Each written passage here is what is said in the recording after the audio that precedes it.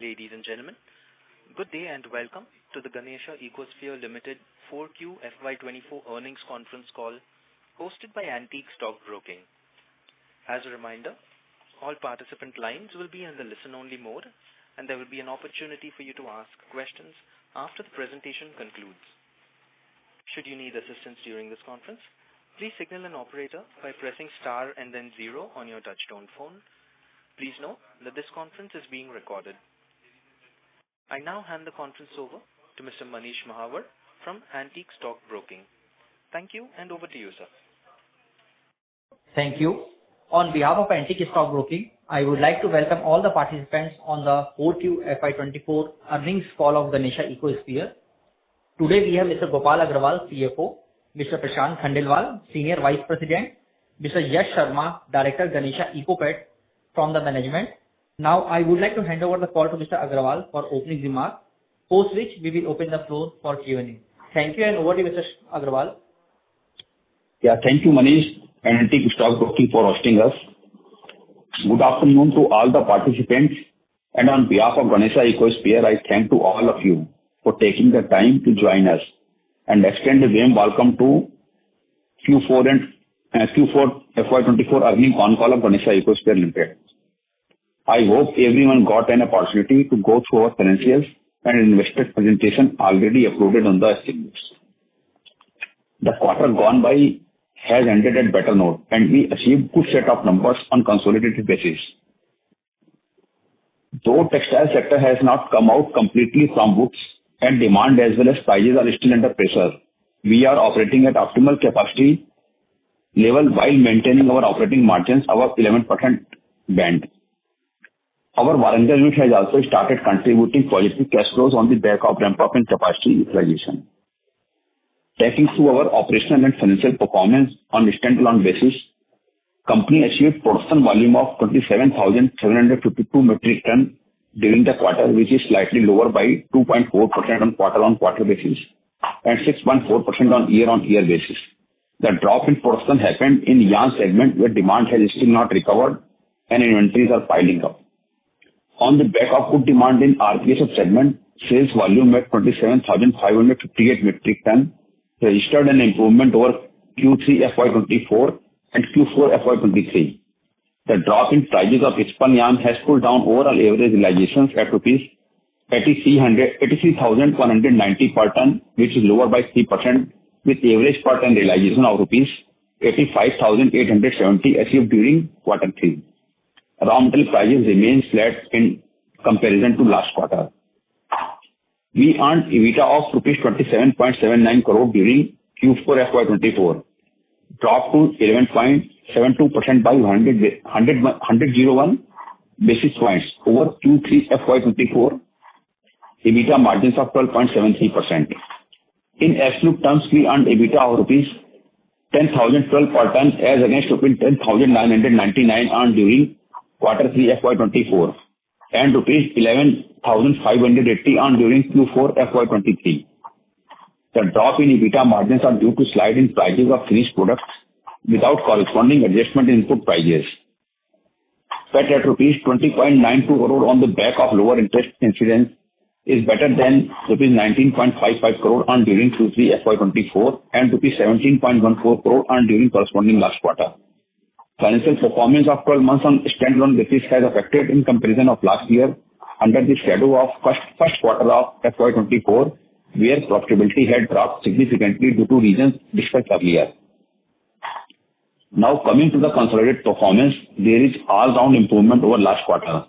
Production as well as sales revenue has improved over last quarter by 6% and 7% respectively, while EBITDA margins at 15.40% had improved by 137 basis points. In absolute terms, we achieved revenue of rupees 305.53 crore and earned EBITDA of rupees 47.06 crore and PAT of rupees 21.60 crore during the quarter. Our subsidiary has contributed EBITDA of rupees 19.27 crore during the quarter. At Warangal unit, RPSF line as well as second rPET Grinnell line started with effect from 1st March 2024 and both the lines are operating at over 80% capacity utilization during first month of operation. Third line is also expected to be operational by June end. This is from my side. Now I hand over the call to Mr. Yash to share updates on business. Thanks a lot, Gopal. Good afternoon to everyone. I welcome all of you to our company's Q4 and financial year 24 earnings Concall. I will quickly share key business updates before taking all of your queries. The financial year gone by was started in the realm of disappointments prevailing around a downturn in the textile industry with subdued demand and sliding prices due to various global and domestic macros, which shadowed the performance of our company as well, along with significant drop in our operating margins, as well as profitability during the first quarter. Things were also moving at a slower than expected pace in our new Warangal unit, where we were waiting for approvals from many brands to start the commercialization of our products. However, financial year 24 closed on a positive note with improvement in our company's performance, not only in our legacy business, but also from our new Warangal unit, where operations have improved significantly. We achieved a very good set of numbers from our Warangal plant, where we achieved operating profits of more than 22% during the quarter on the back of improved capacity utilization of existing rPET plant, as well as the operation of the start of the operations in the rPSF production line and the second production line of rPET granules. Both these lines were started in the beginning of March 2024. Going forward, we are looking for further improvements in our performance during the current quarter and also on full year basis. We shall be witnessing optimum utilization of our existing product lines as well as contribution from the third line of rPET granules, which is expected to be operational from June 24 onwards. We are also installing a rooftop solar power plant at our Warangal unit to further our vision towards sustainable operations and to save marginal power costs on the other hand. We hope that financial year 25 is going to be a very remarkable year for the company. On the back of funds raised at the recent QIP as well as preferential warrants issue, we have set off entire working capital borrowings as well repaid the term debt of the holding company, achieving almost zero debt status currently in Ganesha Ecosphere Ltd. For seizing the opportunities available in the recycling industry, we are working on our expansion plans and which will be shared as and when they are final and approved by the board. And that is all from my side. We would now invite you, Phil, for any questions that you might have. Thank you. Thank you very much. We will now begin the question and answer session. Anyone who wishes to ask a question may press star and 1 on their touchtone telephone. If you wish to withdraw yourself from the question queue, you may press star and 2. Participants are requested to please use handsets while asking a question. Ladies and gentlemen, we will wait for a moment while the question queue assembles.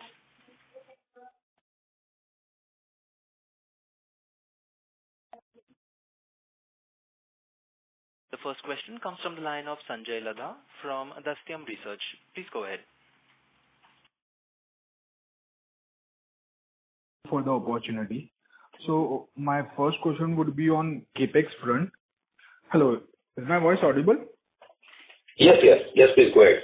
Yeah, so my first question would be on capex front, and so would like to understand how much total capex has been planned on, how much has been spent on, and what all the product segment capacity has been live now, and any new capacity still pending to be introduced.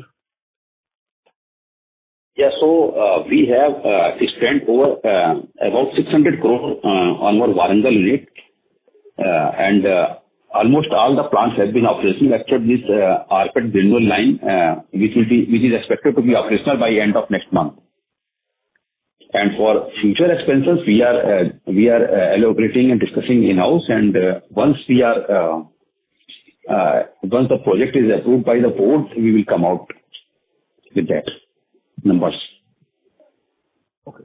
So if I am not wrong, there is almost 800 crore of capex has been planned. Out of this, 600 crore has been spent on. So there is still pending 150 crore, or it is we have done the capex line and all that. No, so for the capacity extensions or the new capacity setup we have already done, except the third production line, which would be operational in next month, and after that there may be maintenance capex or some capex over the rooftop solar installations. But 800 was not the envisaged number. Actually, the envisaged number was around 650 crore. Okay, so that has already spent in last 2 years. Yeah. Okay. So my another question would be on, since we have already shared the blended EBITDA margin would be around 15-16% after the, the existing capacity and the new capacity has been fully capitalized. But can I get to know that the new capacity which has been introduced, what is the maximum sales we can do from that plant? Yeah, from our subsidiaries and standalone basis, consolidated basis, we are looking for a sales of about 17 to 1800 crore. When all the plants will be fully operational. Okay. Oh, got it. So my second question would be, so we have also shared the rigid plastic capacity of SDP and PP you have said in Q2 Concall. And it is taking time during that time. So what is the current status on the same and how we are planning on that front? Yeah, so we are slowly moving up in that direction, but we are not very fast. And now our focus is on the rPET granule side. So we are not very much aggressive on that front. But of course, we are moving ahead with that slowly. Any strategic reason we have chosen that? Because I understand B2B are the granule chips, which we are saying has a better margin and has been on the demand. But SDB and PP we are not doing in previously. We are doing any specific reason or we have chosen not to pursue further? Yeah, so the Prashant will answer it. So basically, hello, hi. The reason behind going slow with HDP, PP, or I should say non-PET segment is that the regulation for approval from FSSAI for food safety of HDP, PP is still pending. The FSSAI and EFSA both are not very much clear. Still, the EFSA, European Food Safety Council, has also not decided the particular process with which we can obtain the food grade material. So this is one of the reasons behind going slow into this, because for non-food grade HDP, PP recycling, we are having a very vast unorganized sector which is recycling these materials in India. And for a corporate organization like us, the food grade is a better sector where we can expand faster and we can serve the big brands who are using food grade PP and HDP granules. So at one side the regulation is still going very slow, and the second side we are also working on the supply chain system, because a proper traceable supply chain system is still in the emerging stage for HDP, PP and all other non-PET plastic. So these are the two things which are slowing down the pace for development in this non-PET segment. Understood, sir. And sir, the another would be, we have done a collaboration with 2 to 3 entities. One which is, applied DNA for US-based entity. Then there is a Manjushri entity which is, Coca-Cola based for B2B granules. So can I understand what is the strategic, benefit we will get out of them? And if you can explain me a little bit more about the strategic collaboration, it could be really helpful. So for applied science DNA with US partner, it is a traceability system where you can trace the product by doing a few testing at the consumer end, and it is easily identifiable that whether the recycled fiber or recycled yarn has been used in that garment or whatever the end consumer product. Yeah, so in this testing, the DNA signature is put into our fiber through this technology, and which can be traced at the consumer end. So basically, it was the demand from the brands. Some few of the brands were asking for this since long. So we have done the trials, and now we are ready to launch this. But yes, somebody has to. It has to be come from the brands, from the market, that they need this traceability to give I should say a confidence to the consumer that whatever they are claiming for the recycled or green fabric or product, they can give a confidence to the. They can also demonstrate it. Yes, it can also demonstrate it. Yeah. So now we are ready for this with the technology and waiting for the brands to come out. And sir, any update on Manjeet? Sorry to interrupt. We request you to please rejoin the queue for further questions. Yeah. Thanks a lot. Thank you. The next question comes from the line of Dhruv Bhatia from Bank of India Investment Managers. Please go ahead. Hi, sir. Thank you for the opportunity. So my first question is just to understand, your current capacity for rPET granules currently is 28,000 tons? Yes, Dhruv, it is 28,000 ton at present. Okay, and you are saying it's running at 80% utilization? Right. Okay, and another 14,000 ton of capacity is going to get commissioned in June of 2024. Right. So post that, as you said that you are still evaluating. So if we put up a new capacity, what will be the timeline for say if you announce one today, how long will it take for you to commission a new facility? So it takes about 15 to 18 months time to commission the new facility fully operational. Okay. And the current one which you're running at 80, what can be is this peak utilization or is it, can you go a little further up? No, we can go a little further. We can go by more than 90%. Okay.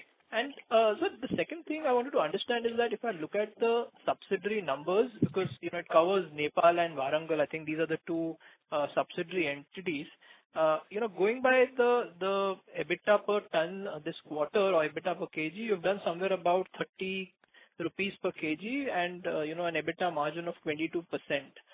Whereas what we understood earlier was that this facility, at least the PET business, the rPET business would be a 20% margin, and the other parts of the business, which is more the filament, which would be on the lower side. But still, you on a blend basis at the subsidiary level, you're still doing 22% margin. So how is this achievable and is it sustainable? Yeah, so we the numbers are quite achievable and in future also. So we are working and usually the regulation is to be started from FY25, FY26 from April 25. So we are in fact looking for the improvement in margins going ahead. So so you're saying that earlier you used to talk about 20 rupees per kg for this business. Now you're at 30. You're saying there's a scope to even improve this. Yeah, because the regulation has not started and all the brands have started our products on trial basis, and also we are having the good margins from our other products. Okay. And actually when we are talking, then we have not started the actual sale or actual turnover. So that was our expected margins, but now the margins are the actual one. And currently, have you locked in a customer in terms of a long-term contract, or all these currently sales are all on spot basis as and when required? So basically, it's a mix of the two. We have a few customers whom we have locked for year-long contracts, and the multi-year contracts are also already under discussion. And there are some sales that we are currently doing on spot basis itself, basis on the demand from domestic as well as the export markets. Okay. And so what would be FY25 capex that you will be spending? Yes, so for FY25 we are finalizing the capex plan, which will be finalized very soon. So after finalization of the plan, we will come back with the numbers. Okay. So as of now, there is not a great expenditure because we have to spend some amount on the solar installation, which is about 32 crore, and some maintenance capex are there, and the capex for the third line is already there, and we have also to make some modifications in the machinery for improvement of the capacity. So roughly, as of now, we are having the capex plan about 70 to 80 crore. Okay. And last. And but for capacity expansions, we will come out with the plans very soon. Okay.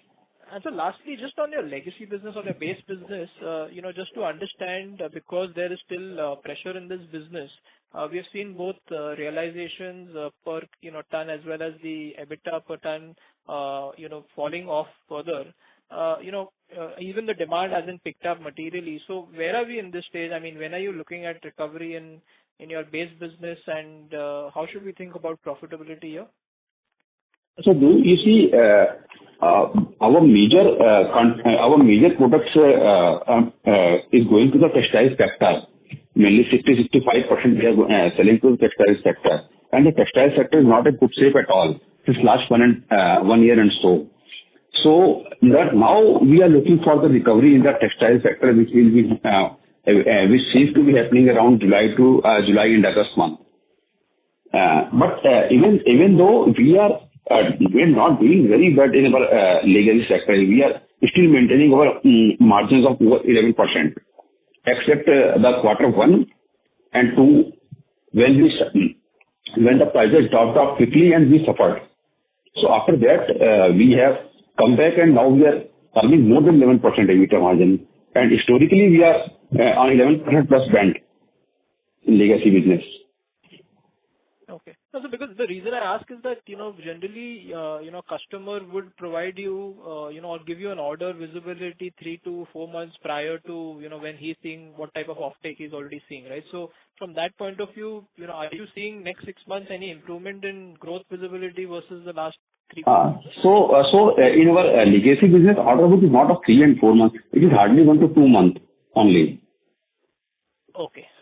Noted, sir. Yeah. So we are seeing the improvement in the sector from August onwards. Okay. And sir, lastly on the debt number, because of obviously you're still work in progress for the capex in FY25. Where can the peak debt be in your opinion from where we are currently? So the debt in our books is around 400 crore as of now. So, and we are already having the cash of about 180 crore, 85 crore with us. So also all the units have started to contribute towards the cash profits. So we don't see any uptick in the borrowings in near future. But exact numbers we will be able to inform once we have finalized our capex plan. Okay, sir. Perfect. Thank you so much and all the best. Thank you. Thank you. The next question is from the line of Ganesha Ecosphere from Antique Stock Broking Limited. Please go ahead. Yes, thank you for the opportunity.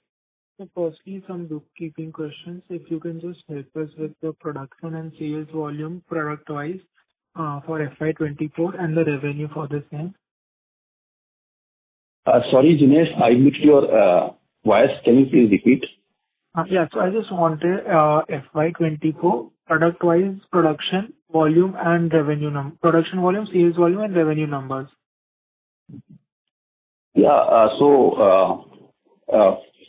on our standalone basis, we have made for FY24 we made the production of 1.04 lakh ton in PSF segment and 8,800 ton in yarn segment for the whole year on a standalone basis. Okay, and sales numbers? Yes, sales number is in PSF segment we have made the 1,400,000 ton sale, and for yarn we have made 8,600 ton of sale. Okay, and for the subsidiaries, if you can just help with the similar number. Yeah, so for subsidiary we have made production of about 11,500 ton of chips and 1,000 ton of PSF and 1,600 ton of filament yarn. 1,500 ton. Yeah. And everything will be sold or sales volume are different? Yeah. And the sale number is more or less of the same. Okay. That's helpful, sir. Okay. Next is on the guidance in terms of revenue and margin for FY25 as we see ramp up of the south plant. So where do we see the revenue and the margin for the next year? Yeah. So we are looking for a sales turnover of about 1,500 to 600 crore on a consolidated basis. And margins would be not to 16% on blended basis. Okay, that's it. So next is on the inventory days. So our inventory days in FY24 was higher because of the slow moving textile business. But as we see the textile demand improving from second half of FY24, do we see the inventory days coming down? And what would be the guidance on the net working capital also? Yeah, of course. So with the improvement in the textile business, the current working capital cycle is around 91-92 days, which we are looking for to bring back to 80 days on average basis. Okay. So next is on the capex, like you earlier mentioned, the plans are not yet done. But even if we finalize the plan in the next couple of months or by next quarter, there will be no capacity addition in the bottle-to-bottle chips until beginning of FY27. Is that assumption correct? Yeah, so we are finalizing our expansion plans, and we are very much hopeful to make the additional the expanded capacity operational. Whatever we finalize will be operational by end of December 26 or from December 26 to March 27. Okay. That's helpful. The next is on the warrant conversion of the promoter. Is any... I'm sorry. I missed. It was not December 26. It was December 25 to March 26. Okay, but sir, you mentioned that the lead time for machinery is 15 to 18 months. So the December 26 time is... Yes. So if we move in next 1 month or so we would be having the machinery delivered to our site by September to December 25. Okay, no problem. That's helpful, sir. Next is on the warrant conversion. So any conversions that will happen in FY24, this is with regards to the dilution of equity in FY24, or the dilution will happen next year itself? Yeah, so the warrant currency is for 18 months, and we have allotted the warrants in January itself. So the 18 months period is up to September 25. So based on our requirement of the funds, we will convert the warrants in tranches also. We can. But as of now, there is no plan to convert in this financial year. Okay, that's helpful. So lastly, on the plastic waste management rules, how is the on-ground implementation going? What changes do you see with regards to your sourcing or change in raw materials pricing or competitiveness with regards to sourcing the raw materials? So any color on that front? So as of now, there is much clarity on the ground for the implementation of PWM rules from the April 25 onwards. Even the Ministry of Environment has notified the penalties also for default in using this recycling stuff in packaging products. But do you see any increase in the price of raw materials or any percentage increase that you have observed, and you want to quantify anything on that? So we don't see any major change as of now. Okay. Looking to the availability of the material and the increase in the consumption of PET. Okay, that's helpful. So lastly, one thing, Manjushri has taken 1% stake in our South India subsidiary, right? So it will be reported as minority interest in the financial statements going forward. That is correct? Though we have finalized, we have made the term sheet with them, but it has not been operative as of now. So